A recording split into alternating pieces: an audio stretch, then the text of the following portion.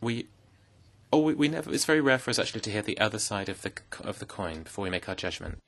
Well, let me start that we are after a lengthy and very unusual process in this committee, looking at Hungary and the situation in Hungary.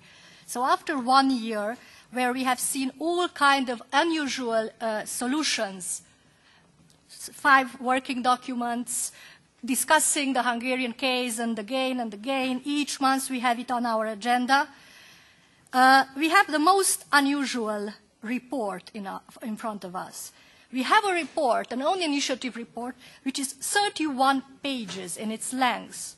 As I recall myself, I was never allowed to prepare an own initiative report, which was excessing 3 pages. It's a very unusual practice. It's very unusual, and I do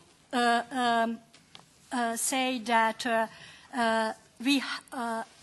I cannot find it acceptable that we look in the case of Hungary to provisions in the legal system, in the constitution, to institutions established or solutions found, and find and criticize them or claim that they are problematic when the similar provisions, institutions, or solutions exist in other member states, and they have never been challenged, never been criticized. So, until this does not happens in the case of all member states where the exact same solutions exist, then I will only state that it's a clear proof of double standard. And I find it also problematic that you include in this report and criticize solutions which existed since the 1990s in a Hungarian legal system, never have been challenged, never criticized with anybody, and now you say that they are unacceptable and these are the detriment of the rule of law. And I'm referring to the laws with 2/3 majorities. They were never contested until these 2/3 laws were used by the socialist liberal governments. Now we find them suddenly very unacceptable and endangering our rule of law. I would go further on. I do feel that most of it, 31 pages, are plain full of factual errors, of allegations and interpretations, even misleading interpretations. And I tell you why.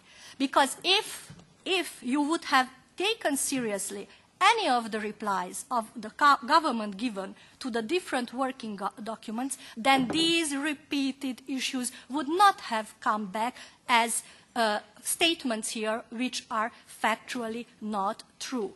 Further on, you take so many quotations from the Constitutional Court decisions, but very interestingly, these quotations are only those parts of the decisions which are proving that there is a problem. And the other part, which may underline why it was necessary, for example, the Fourth Amendment to our Constitution, to our fundamental law, it's not there, not even mentioned. So for me, it's very interesting how you take one part of a decision to quote it and not the other. I think this is misleading, and I sometimes feel that it's not with good intentions.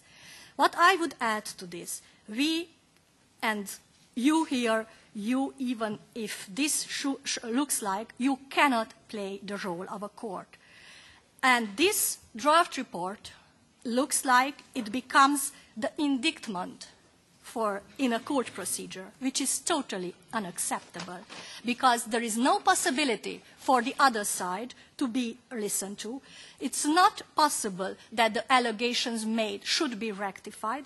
So it's easy to say whatever you want, and then it's taken as a fact when it is simply not true. So if you would be generous, Chairman, now we could go article by article through the 31 pages, saying which article is false, which article is a mere interpretation or allegation. And that would be fair from our committee. Otherwise, I don't think that we can say anything about the fairness of this debate and this resolution this way.